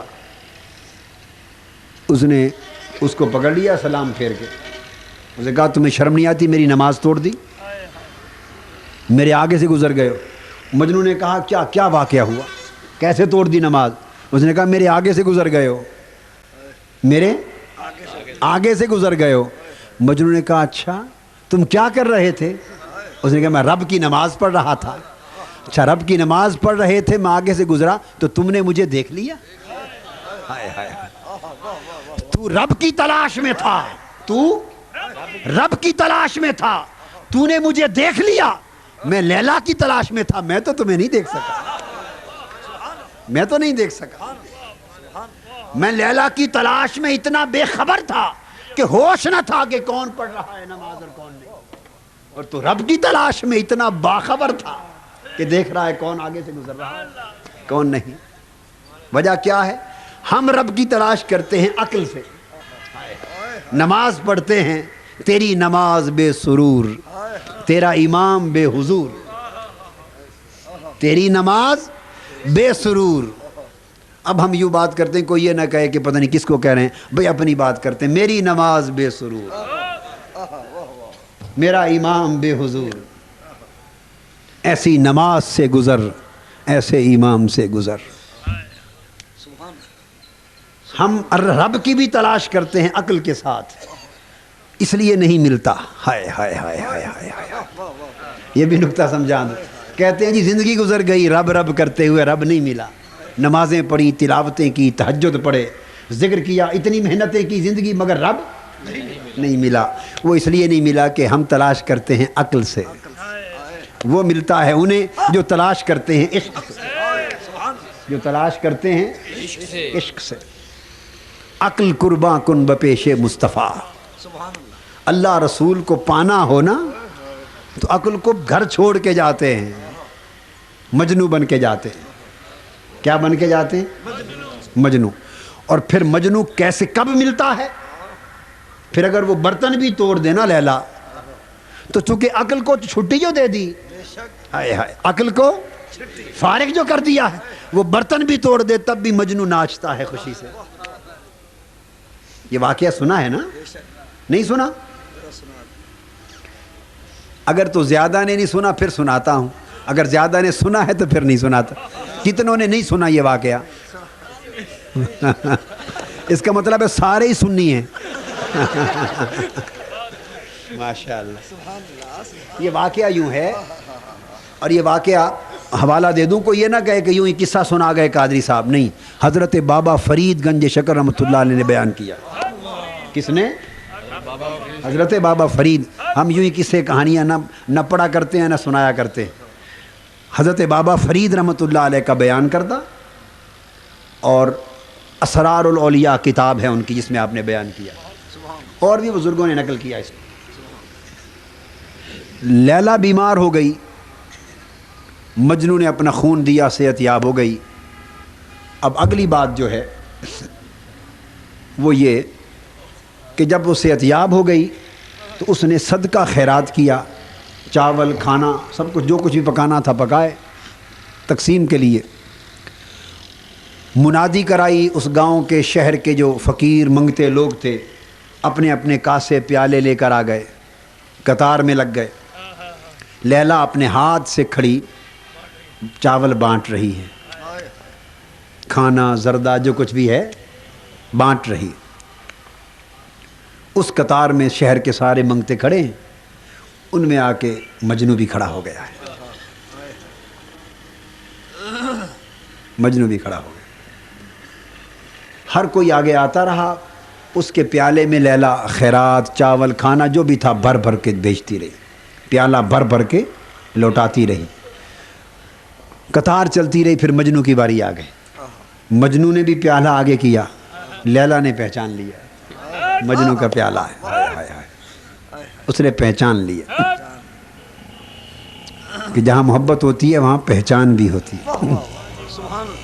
کہ محبت ہوتی ہے وہاں پہچان بھی ہوتی ہے. محبت کے بغیر فقط جان ہوتی ہے، جاننا ہوتا ہے. محبت کے بغیر فقط جاننا ہوتا ہے، پہچاننا نہیں ہوتا. محبت کے بغیر لوگ جانتے ہیں فلاں ہے فلاں ہے فلاں ہے، جانتے مگر پہچانتے نہیں. پہچان محبت سے آتی ہے. پہچان کتابیں پڑھنے سے نہیں آتی، یہ بھی سن لو. پہچان کتابیں پڑھنے سے پہچان عشق اور محبت کی ضربوں سے آتی ہے. پہچان لیا، ڈال دیا کھانا چاول خیرات باننے، وہ جب سامنے پہچانا ہر ایک کو ڈالتی رہی. جب مجنو کی باری آئی پیالہ پہچان کے ہاتھ مارا، اوندھا پیالہ نیچے جا گرا، ٹکڑے ہو گیا. مجنو کو خیرات نہ دی. مجنو نے پیالے کے ٹکڑے اٹھا لیے، چوم کے آنکھوں سے لگائے اور خوشی سے ناچنے لگا. خوشی سے ناچنے لگا. واہ واہ واہ. لوگوں نے پکڑ لیا مجنو کو. اس نے کہا پاگل پاگل ہو گئے ہو، بڑی بس میں تمہاری اتنی بے عزتی کر دی لیلا نے. تمہارا پیالہ توڑ دیا، خیرات بھی نہیں دی. سارے جہان کو خیرات دی، صرف تمہارا پیالہ توڑا، تمہیں خیرات نہیں دی. بجائے اس کے کہ شرم سے کہیں نکل جاتے اور روتے، خوشی میں ناچ رہے اور پیالے کے ٹکڑے چومتے. مجنو کہنے لگا پاگل میں نہیں تم ہو، پاگل میں نہیں تم ہو. اس نے پوچھا کیوں ناچتے ہو خوشی؟ اس لیے ناچتا ہوں کہ کسی اور کا پیالہ توڑا ہوتا. ہائے ہائے، یہ نگاہ میرے ہی پیالے کے توڑنے پر کیوں پڑی؟ تو اوروں سے کچھ فرق کیا نا میرے ساتھ. ساروں کو خیرات دی، تنہا میرا پیالہ توڑا. تو اوروں سے مختلف جانا نا، تو یہی پہچان پہ جانا ہے. اسی پہچان پہ ناچ رہا، اسی پہچان پہ ناچ رہا ہوں کہ مجھے اوروں سے جدا سمجھا ہے، اوروں سے اوروں جیسا نہیں سمجھا، جدا سمجھا ہے. اوروں جیسا نہیں سمجھا، جدا سمجھا. اس لیے خوشی سے ناچ رہا ہوں. تو جب انسان محبت سے تعلق استوار کرتا ہے تو عقل کے سارے گورکھ دھندے پیچھے رہ جاتے ہیں. تو جہاں محبت ہو وہاں عقل کا کوئی کام نہیں ہوتا، اور جہاں عقل اپنا کام کرے وہاں محبت نہیں رہتی. اب یہ بات سمجھیں، حضور علیہ الصلوۃ والسلام کی ذات پاک سے اہل ایمان کی، مسلمانوں کی نسبت عقلی سے بڑھ کر قلبی اور عشقی تھی. ایمان چاہتا ہے کہ آقا سے محبت اور عشق کا تعلق ہو، کیونکہ عقل تو مانتی نہیں. چونکہ ایمان کہتے ہی بن دیکھے ماننے کو ہے. ایمان کسے کہتے ہیں بولیے؟ بن دیکھے ماننا. کسے؟ ایمان بالغیب، بن دیکھے ماننا. تو بتائیے عقل بن دیکھے مانتی ہے یا محبت بن دیکھے مانتی؟ عقل مانتی ہے بن دیکھے؟ مانتی؟ 100 جتن کریں عقل کہے گی میں نہ مانوں. جب تک دیکھ نہ لوں کیسے مانوں؟ جب تک دیکھ نہ لوں کیسے مانوں؟ اور محبت بن دیکھے علامتوں سے بھی مان لیتی. محبت بن دیکھے مانتی. حضور علیہ الصلوۃ والسلام کی ذات پاک سے مسلمان کا تعلق عشق و محبت کا تھا، عقل کا نہیں. عقل تابع تھی محبت کے. اس محبت کے تعلق کے پھر عقل تابع تھی. اسلامی تعلیمات کو سمجھنے کے لیے عقل تھی، تعلیمات کو سمجھنے کے لیے عقل تھی، مگر آقا سے نسبت استوار کرنے کے لیے محبت تھی. بن دیکھے محبت اور عشق کرنا تھا. جس ذات پاک سے بن دیکھے پیار کرنا تھا اس کو مناظروں کا موضوع بنا دیا. کیا بنا دیا؟ مسلمانوں کو یہ موضوع دے دیا بھئی تم آپس میں مناظرے کرو. کوئی کہے علم تھا، کوئی کہے نہیں تھا. کوئی کہے علم تھا، کوئی کہے نہیں تھا. کوئی کہے نور تھے، کوئی کہے نہیں بشر تھے. کوئی کہے حاضر و ناظر ہیں، دوسرا کہے نہیں. کوئی کہے طاقت اور تصرف تھا، کوئی کہے نہیں. کوئی کہے ہمارا درود و سلام سنتے ہیں، دوسرا کہے نہیں سنتے. کوئی کہے میلاد ہونا چاہیے، دوسرا کہے نہیں، الغرض سارے جھگڑے آقا کی ذات کی نسبت قائم کر دی. یہ چال چلی دین کے دشمنوں نے، سامراج نے. اور اس فتنے سے پہلے اسلام کی 1000 سال کی جو تاریخ تھی اور 1100 سال کی تاریخ تھی، اس میں ایسے مناظرے نہیں تھے. اسلام کی پوری تاریخ میں حضور علیہ الصلوۃ والسلام کی ذات پاک پر نور و بشر کا مناظرہ کبھی نہیں ہوا. یہ اب 150 سال سے شروع ہوئے. اسلام کی پوری تاریخ میں آقا دو جہاں کے وسیلہ کا انکار، وسیلہ ہے یا نہیں مناظرہ کبھی نہیں ہوا. آقا حاضر و ناظر ہیں یا نہیں مناظرہ، نور و بشر ہیں مناظرہ نہیں ہوا. علم ہے یا نہیں مناظرہ. چھوٹے موٹے اختلافات علمی دائرے میں تب بھی تھے، مگر ذات مصطفیٰ کو علماء نے، محدثین نے، فقہاء نے، ائمہ نے، مجددین نے، مجتہدین نے، مفسرین نے، اکابر نے، اسلاف نے ذات مصطفیٰ کو اپنے مناظروں کا موضوع کبھی نہیں بنایا تھا. ہر کوئی مانتا تھا، ہر کوئی جو سیرت مصطفیٰ پہ لکھ رہا ہے وہ لکھ تو سیرت پہ رہا ہے، مگر میلاد کو وہ بھی مانتا. آقا کے علم کا انکار کبھی نہ تھا. حاضر و ناظر کے موضوع پر جھگڑے، ہر کوئی آقا دو جہاں کی روحانیت کو ساری کائنات میں جاری و ساری مانتا. ان موضوعات پر علمی فرق، اختلاف علمی دائروں میں چھوٹے موٹے تھے، مگر حضور علیہ السلام کی ذات پاک پر کبھی اس طرح کا انکار اور اس طرح کا اختلاف اور اس طرح کا مناظرہ نہ تھا. یہ کیوں کیا؟ اس لیے کیا. اور اختلاف مناظرہ شروع کہاں سے ہوتا ہے؟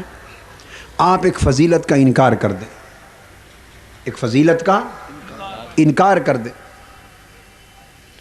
یعنی حضور علیہ الصلوۃ والسلام کا علم پاک ہر کوئی اپنی اپنی تحقیق کے مطابق مانتا تھا. اس طرح کی بحث کبھی کسی نے نہ کی تھی کہ فلاں چیز علم نہ تھا، اختیار نہ تھا، میلاد نہیں کرنا چاہیے، یا رسول اللہ نہیں کہنا چاہیے. اس طرح کے بحث سے جھگڑے کبھی نہ تھے. علمی فرق اہل علم کے لیے تھے، عوام تک نہیں پہنچائے گئے تھے. بھئی یا رسول اللہ ہر کوئی کہتا تھا. کیا؟ ہر کوئی کہتا تھا. کوئی یا ندا کے ساتھ کہتا تھا، کوئی اس کو محبت کے معنی میں کہتا تھا، کوئی توسل کے معنی میں کہتا تھا، کوئی سماع بعید کا بھی عقیدہ رکھتا تھا، کوئی سماع قریب کا رکھتا تھا. درود و سلام ہر کوئی پڑھتا تھا.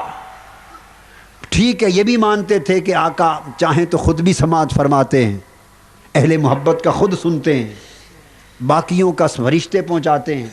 فرشتوں کا پہنچانا بھی مانتے تھے اور سننا بھی، مگر اس پر کبھی جھگڑے اور مناظرے نہ تھے. اور اگر تھوڑا علمی اختلاف کسی کا تھا تو وہ علم کے دائرے میں تھا، اس کو حضور علیہ السلام کی ذات پاک تک پہنچایا نہیں گیا تھا. اب یہاں کیا ہوا؟ انگریز اور دین کے دشمن سامراج نے چال چلی.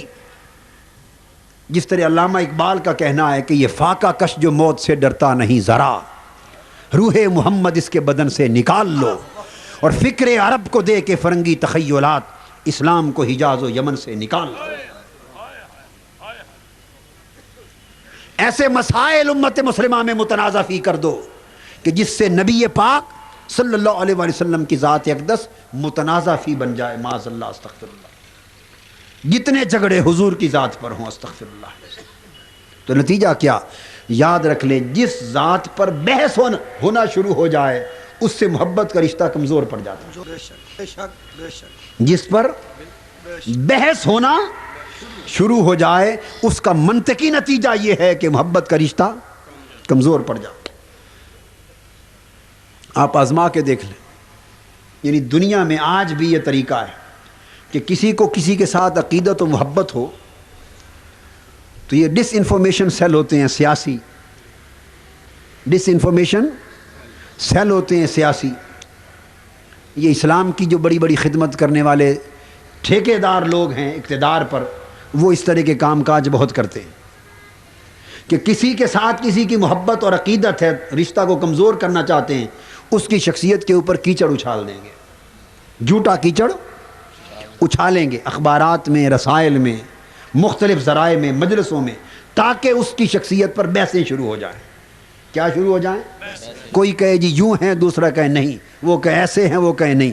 تو جب اس پر بحثیں شروع ہو جائیں، بات بات کی بولیاں بولیں، کوئی اس طرح کہے کوئی اس طرح کرے، الٹیمیٹلی کیا ہوگا؟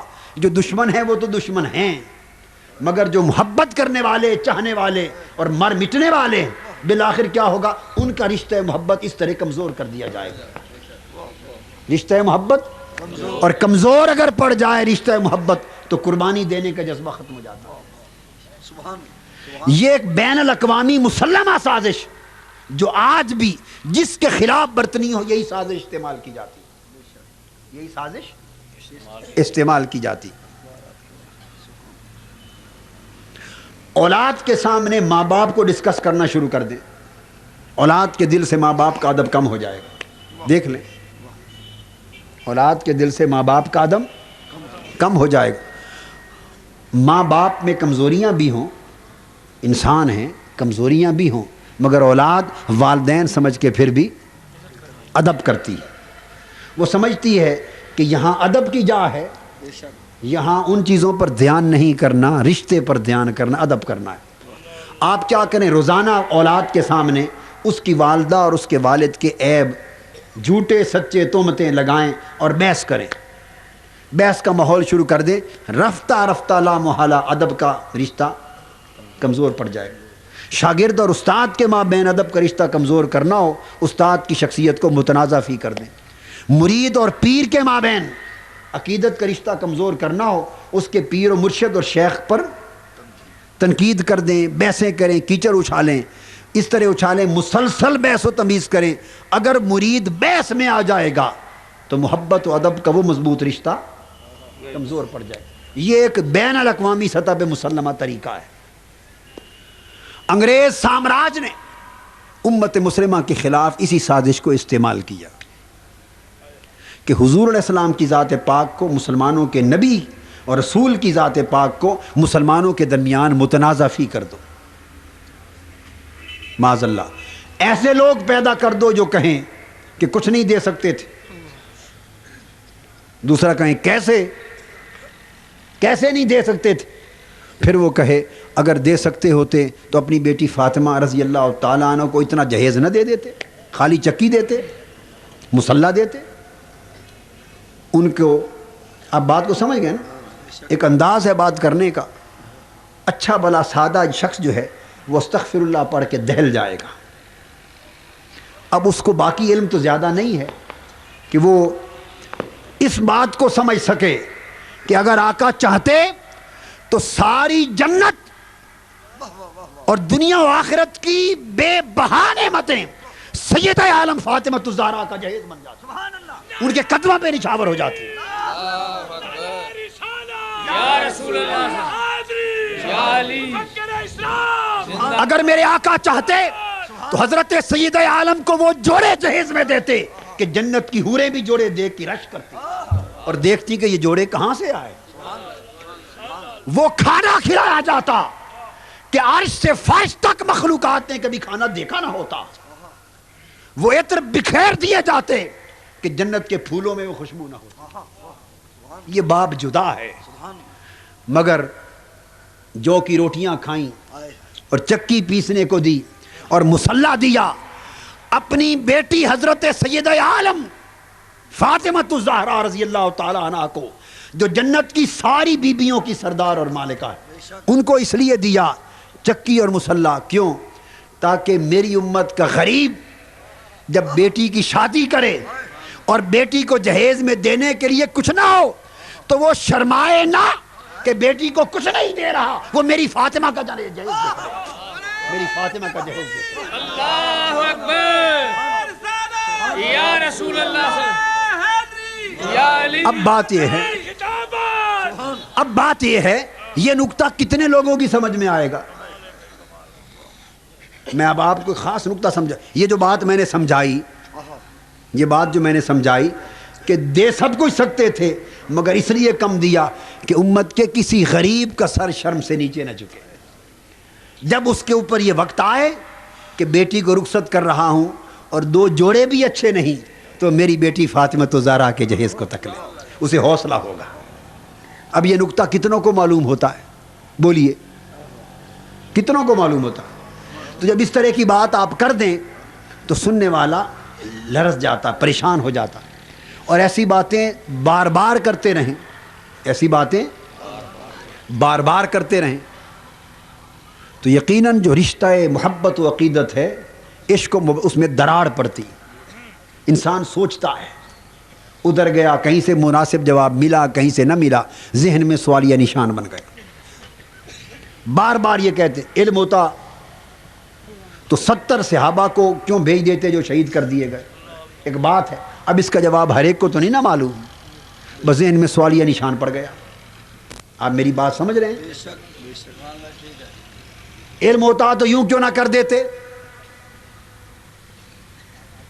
علم ہوتا تو حدیبیہ کے میدان میں حج کرنے کے لیے کیوں چلے آئے؟ اگر پتہ ہوتا کہ حج نہیں ہوگا تو 1400 صحابہ کو کیوں لے کے آئے؟ اس طرح کی باتیں عام آدمی کو تو نہیں معلوم کہ اس کا جواب کیا ہے. وہ ایسی باتیں سن سن کے کیا ہوگا نتیجہ؟ ذہن میں سوالیہ نشان. اب اس کو تو نہیں پتا کہ وہ خود تو نہیں آئے تھے, بھیجنے والا تو رب تھا. بھیجنے والا تو. اب حضور کے علم پر اگر اعتراض ہے تو معاذ اللہ یہ بات یہاں نہیں رکتی, کہاں جاتی ہے؟ استغفر اللہ العظیم. یہ تو بارگاہ وہ ہے کہ اس بارگاہ پر معاذ اللہ انگلی اٹھائی ایمان جاتا رہا. اب یہ تو ہر ایک کو تو اس طرح کے سوال کر کر کر کے کیا ہوتا ہے, ذہن کے اندر وہ عشق و محبت اور ادب اور احترام کا جو بے پناہ تعلق ہوتا ہے اس میں دراڑیں آ جاتی. بس دراڑ آئی ایمان جاتا رہا. یہ سازش ہوئی مسلمانوں کے خلاف. ایک واقعہ منقول ہے کہ 2 علماء کا مناظرہ ہوا, 2 عالموں کا. حضور علیہ السلام کا علم موضوع تھا. ایک کہتا تھا کہ علم تھا, اللہ پاک نے ہر شے کا علم دیا تھا. دوسرا کہتا تھا کہ نہیں تھا. رات بھر مناظرے کی تیاری کرتے رہے. صبح سٹیج پر مناظرہ ہونا تھا. جب سٹیج پر مناظرے کے لیے دونوں عالم آ گئے کتابوں کے انبار اٹھائے ہوئے, ساری رات وہ بھی جاگا وہ بھی جاگا. تو جو عالم کہتا تھا نا کہ آقا اللہ نے میرے محبوب کو اور ہمارے حضور صلی اللہ علیہ وسلم کو ہر شے کا علم عطا کیا تھا. بات تو عطا کی ہے نا, بات تو یہ تو دعویٰ ہی نہیں کہ از خود ہر شے کا تھا, از خود تھا, یہ تو دعویٰ ہی نہیں, بات تو عطا کی ہے. اب انکار کس شے کا؟ جب عطا کرنے والا وہ ہے, وہ جتنا بھی عطا کرے اس پر جھگڑے کی ضرورت ہی نہ تھی. اس پر جھگڑے کی جب عطا کرنے والا وہ ہے. جب حضور علیہ السلام نے معراج کی خبر سنائی نا, کیا کہ راتوں رات میں حرم کعبہ سے عرش معلیٰ پر, پھر ثم دنا فتدلی فکان قاب قوسین او ادنا تک گیا اور لوٹ آیا. ساری کائنات مکان و لا مکان کی مسافتیں طے کی. کافر منکر ہو گئے. ابو جہل مذاق اڑانے لگا, دیکھیے جی راتوں رات اتنا سفر طے کر کے آ گئے. اللہ پاک نے فرمایا محبوب ڈٹ کر بات کر, تو نے یہ تو فرمایا ہی نہیں کہ میں گیا, تو نے تو کہا ہے میرا رب لے گیا. انہیں کہے جسے انکار کرنا ہے رب کی طاقت پہ انکار کرے. میں نے یہ دعویٰ ہی نہیں کیا کہ میں گیا. اگر دعویٰ میرا ہوتا کہ میں گیا تو تم مجھ سے پوچھتے کیسے گیا, مجھ سے پوچھتے کہ آپ کیسے گئے, پھر میں جواب کا پابند تھا. دعویٰ ہے یہ ہے سبحان الذی اسریٰ بعبدہ, رب لے گیا. اب مصطفیٰ سے نہ پوچھو, لے جانے والے رب سے پوچھو, اس سے پوچھو کیسے لے گیا. اللہ اکبر, یا رسول اللہ, نادانوں سوچتے, اگر سوچتے آقا کا رب کا تعلق کیا ہے تو کبھی حضور کی شان پر بحث نہ کرتے, آقا کی شان پر بحث نہ کرتے. یہاں تو معاملہ ہی کچھ اور ہے. مگر بدقسمتی دشمن, اسلام کے دشمن اور انگریزوں کی سازش یہی تھی کہ اس پر بحث ہو اور مناظرے شروع ہو جائیں. اور عقل کا تعلق بن جائے اور محبت کا تعلق ٹوٹ جائے، پھر اس کے بعد ایمان گیا، ایمان محبت گئی، عقل آئی تو ایمان گیا۔ تو مناظرہ ہوا، صبح دونوں سٹیج پہ کھڑے ہوئے، تو جو کہتا تھا نا کہ اللہ نے حضور کو ہر شے کا علم عطا کیا تھا، اس نے کہا لوگوں مناظرے سے پہلے 2 منٹ میری ایک بات سن لو، 2 منٹ کے لیے میری بات سن لو، پھر مناظرہ شروع کر لیں۔ میں نے کہا بتائیے۔ انہوں نے کہا میں بھی حضور کا کلمہ پڑھتا ہوں اور یہ عالم صاحب جو ہیں یہ بھی حضور کا کلمہ پڑھتے ہیں، میں بھی آقا کا امتی، یہ بھی آقا کے امتی، میں بھی قرآن حدیث پڑھتا ہوں، یہ بھی قرآن حدیث پڑھتے ہیں، میں نے بھی ساری رات سینکڑوں کتابیں کھنگالی ہیں، مطالعہ کیا ہے، یہ بھی ساری رات کتابیں کھنگالتے رہے، مطالعہ کرتے رہے، ساری رات میں بھی نہیں سویا اور یہ بھی نہیں سوئے، نیند میں نے بھی ضائع کر دی ساری رات اور نیند انہوں نے بھی ضائع کر دی ساری رات، ایک ہی حالت میں بیتے، اور میں ساری رات یہی تلاش کرتا رہا کہ کہاں کہاں لکھا ہوا ہے کہ میرے آقا کو یہ بھی خبر تھی، یہ بھی خبر تھی، یہ بھی جانتے تھے، یہ بھی جانتے تھے، یہ بھی جانتے تھے۔ میں آقا کا جاننا تلاش کرتا رہا، یہ آقا کا نہ جاننا تلاش کرتے رہے، یہ حوالے تلاش کرتے رہے کہ کہیں سے یہ مل جائے کہ حضور کو یہ پتہ نہ تھا، حضور کو یہ پتہ نہ تھا، یہ پتہ نہ تھا۔ یہ ساری رات یہ محنت کرتے رہے کہ ثابت کریں کہ حضور کو فلاں فلاں شے کا پتہ نہ تھا۔ میں ساری رات یہ محنت کرتا رہا کہ حضور کو ان تمام چیزوں کا پتہ تھا۔ بولیے امتی ہونے کا حق کس نے ادا کیا اور کس نے نہ ادا کیا؟ کس کی راہ؟ اللہ اکبر یا رسول اللہ۔ کس کی رات آقا کی بارگاہ میں قبول ہوئی، کس کی نہ ہوئی ہوگی۔ میں آقا کی خوبیاں تلاش کرتا رہا، ہائے ہائے ہائے، یہ معاذ اللہ استغفر اللہ، کمزوریوں کو تلاش کرتے رہے، اور وہ ملتی کیسے، کمزوریاں تو تھی نہیں، ہائے ہائے، وہاں تو کمزوری تھی نہیں۔ اب یہ بات سمجھے، تو حضور علیہ السلام کی ذات پاک کو مناظرے کا موضوع بنا دیا۔ میں درخواست کرتا ہوں علماء نقطہ نظر جو چاہیں رکھیں، اپنی تحقیق جو چاہیں رکھیں، مگر سب کچھ کریں، مگر خدا کے لیے ذات مصطفیٰ پر مناظرے نہ کریں، حضور کی ذات پہ جھگڑے نہ کریں۔ جب آقا کی بات آئے اپنے قلم اپنی تحقیقوں کو پھینک دیا کریں۔ میں نہیں، حضور کی ذات ہے، تحقیق جو بھی ہو مگر اس پر گفتگو نہیں ہوگی، مناظرہ نہیں ہوگا آقا کی ذات پر۔ چلو جس طرح تحقیق کرتا ہے بہت اسی طرح کرے، مگر زبان نہ کھولے، زبان اس بارگاہ میں زبان کھلی بے ادبی ہو گئی،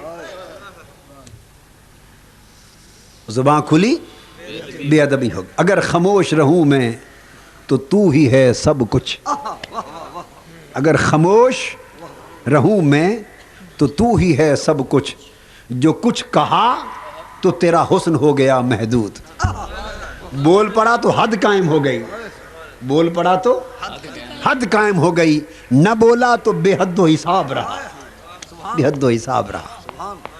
آقا کی ذات پاک پر جھگڑے ہو گئے، اور چلتے چلتے نوبت یہاں تک آ پہنچی کہ آج ولادت ایک طرف اور سیرت و کردار ایک طرف، میلاد ایک طرف، سیرت ایک طرف۔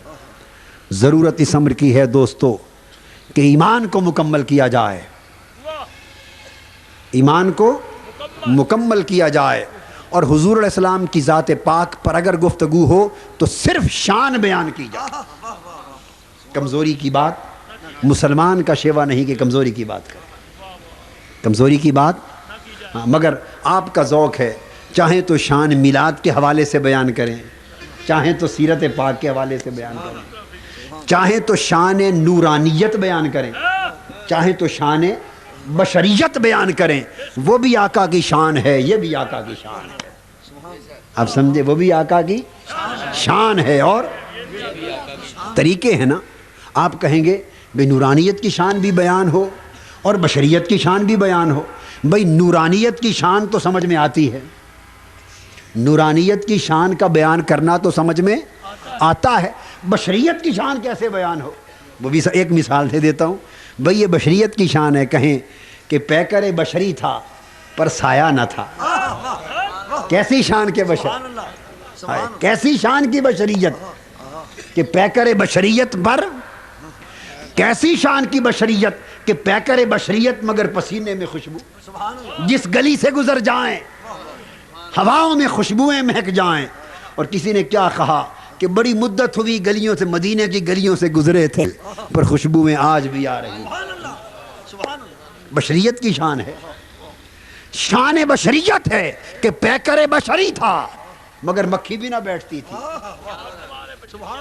پیکر بشریت تھا مگر زبان سے لعاب دہن جس آنکھ پہ لگا گئے آنکھ پر مرتے دم تک کبھی دھدلائی نہیں۔ یہ بشریت کی شان نہیں تو کیا ہے؟ ہائے ہائے ہائے یا رسول اللہ، یا رسول اللہ، یہ بشریت ہے۔ سبحان اللہ۔ اب اس انداز سے بیان کریں تو پھر کیا ہے؟ نورانیت میں بشریت ہے اور بشریت میں نورانیت ہے۔ اسی میں انسانیت ہے۔ ہاں ہاں، اور چشتی صاحب کہتے ہیں اسی میں انسانیت ہے۔ ماشاء اللہ، آپ سمجھ گئے نا؟ تو یہ تھا پیغام سیرت۔ اب واقعہ یہ ہے کہ میں آج جو خیال بنا کے آیا تھا وہ یکسر اور موضوع تھا، تو سارا پھر یہاں آ کے میں نے کہا کہ سیرت اور میلاد کا نکتہ سمجھاؤں، وہی نکتہ پورا مضمون بن گیا۔ خیال تو کچھ اور تھا، وہ موضوع پھر کبھی اللہ کو منظور ہوا تو ہوگا، مگر آج کا پیغام یہ ہے کہ حضور علیہ السلام کی ذات پاک پر جھگڑے نہ کیے جائیں، اور آقا کی ذات پاک کے حوالے سے کمزوری والی بات، کمی والی بات نہ کی جائے، جب بھی بات کی جائے بھری ہوئی بات کی جائے۔ یہ لوگوں کی سوچ ہوتی، انسان کی اپنی اپنی نظر ہے۔ دیکھیے نا، میں سمجھاؤں، یہ گلاس دیں، سبحان اللہ، سبحان اللہ۔ یہ ایک نظر ہے اپنی اپنی، یہ دیکھیے، اس میں آپ دیکھ رہے ہیں پانی کہاں تک ہے؟ جی آدھا ہے نا۔ اب دو آدمی بیٹھے ہیں اس کو دیکھنے والے، ان کی سوچ اور نگاہ الگ الگ ہے۔ ایک سے پوچھیں اس گلاس میں پانی کے اوپر بیان کرو، گلاس میں پانی پر، ایک آدمی کہتا ہے کہ آدھا خالی ہے۔ کیا کہتا ہے؟ آدھا خالی ہے۔ دوسرے سے پوچھتے ہیں بھئی کچھ تم کہو، وہ کہتا ہے آدھا بھرا ہوا ہے۔ تو ایک کی نگاہ بھرے ہوئے حصے پر پڑتی ہے، ایک کی نگاہ خالی پر پڑتی ہے۔ یہ فرق ہے۔ جو بھرا ہوا حصہ دیکھتا ہے،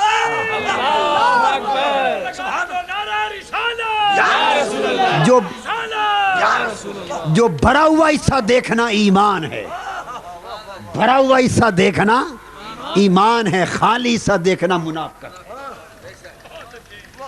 خالی حصہ دیکھنا منافقت ہے، گمراہی ہے، اور بعض اوقات کفر تک بھی چلا جاتا ہے۔ اور بھرا ہوا حصہ تکنا کیا ہے؟ ایمان ہے۔ اور میں یہ گر کی بات آپ کو سمجھا دوں اور نصیحت کی بات سمجھا دوں کہ جو بھرا ہوا دیکھتے ہیں ان کی جھولیاں بھر جاتی ہیں، ان کی جھولیاں ایمان کی دولت سے بھر جاتی ہیں، اور جو ہر وقت خالی خالی دیکھتے ہیں وہ خالی رہتے ہیں۔ خالی خالی کر دی میں تے خود ہی خالی ہوئی، خالی خالی کر دی میں تے خود ہی خالی ہوئی، تے بھریا بھریا کہندی میں تے خود ہی بھر گئی ہوئی۔ بھرا ہوا حصہ دیکھا کرو، اللہ تمہیں بھر دے گا، تمہیں۔ یہ سوچ سوچ کا فرق ہے، یہ صرف سوچ کا فرق ہے۔ کیا ہے؟ بولیے۔ باتیں دونوں ملتی ہیں، باتیں دونوں ملتی ہیں۔ دیکھیے قرآن مجید میں دونوں باتیں ملتی ہیں۔ یہ بھی ملتا ہے قرآن پاک میں کہ جب حضور علیہ السلام کی شان عبدیت تھی، شان کیا تھی؟ اللہ کا بندہ، اللہ کی بندگی کا مقام تھا، اور اللہ کے محبوب ہونے کا بھی مقام تھا۔ کیا؟ جب حضور بندگی کے مقام پر کھڑے ہوتے، کیا؟ بندگی کے مقام پر کھڑے ہوتے، اللہ کی بارگاہ میں عاجزی کرتے اور عرض کرتے مولا میں تو کچھ بھی نہیں، مولا میں تو میرے پاس کچھ بھی نہیں، سب کچھ تو ہے، سب کچھ تو ہے، میں تو کچھ بھی نہیں۔ یہ بندے کی شان ہے کہ نہیں کہ یوں ہی کہے؟ بولیے، بندے کی شان یہی ہے کہ یوں ہی کہے۔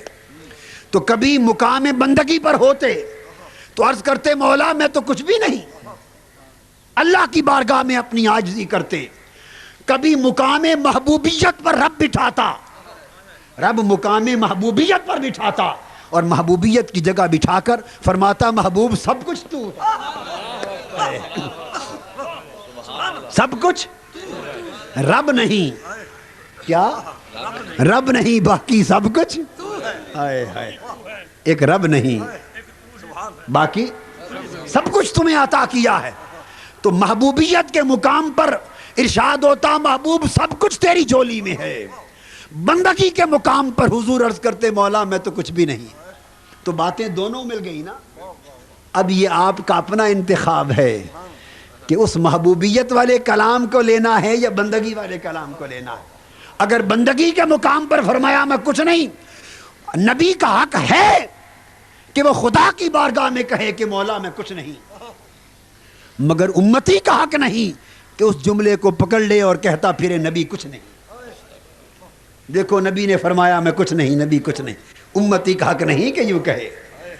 نبی کا حق ہے کہ اللہ کی بارگاہ میں اپنی نسبت جو چاہے کہے، مگر امتی کا حق نہیں کہ کہے دیکھو یہ لکھا ہوا ہے میں کچھ نہیں سو کچھ نہ تھے. امتی کا حق کیا ہے؟ جس محبوبیت کے مقام پر اللہ نے بٹھایا اور بٹھا کر کہا محبوب مکہ شہر کی گلیوں کی قسم کہ وہاں تو چلتا پھرتا ہے. امتی بولے تو اس زبان سے بولے، امتی بولے تو اس زبان سے بولے. اس طرح بولو گے تو ایماندار بن جاؤ گے، اس انداز میں بولے گو تو ایمان گوا بیٹھو گے اور ایمان جڑا بیٹھو گے. اللہ رب العزت ہمارے حال پہ کرم فرمائے اور ہمیں یہ توفیق عطا کرے کہ ہم حضور علیہ السلام کی نسبت کے دونوں حق جمع کریں، میلاد و سیرت کو بھی جمع کریں، محبت اور اطاعت کو بھی جمع کریں، اور اللہ اور رسول کے ذکر کو بھی جمع کریں، اور صحابہ اور اہل بیت کو بھی جمع کریں. ایسا نہ ہو کہ ایک گھر خالی صحابہ سے ہوا کرے اہل بیت کا انکار کر دے، ایک گھر خالی اہل بیت کرے صحابہ کا انکار کر دے. نہیں، یہ ایک شے کو ماننا دوسری کو نہ ماننا یہ ایمان سے دور لے جاتی. ایمان یہ ہے کہ ہر ایک کو اپنے مقام پہ جانا جائے. اللہ رب العزت ہمارے حال پہ کرم فرمائے. وما علینا الا البلاغ. سارے نبی تیرے در کے سوالی، شاہ مدینہ شاہ مدینہ شاہ مدینہ شاہ مدینہ طیبہ کے والی. سارے نبی تیرے در کے سوالی، شاہ مدینہ شاہ مدینہ مدینہ.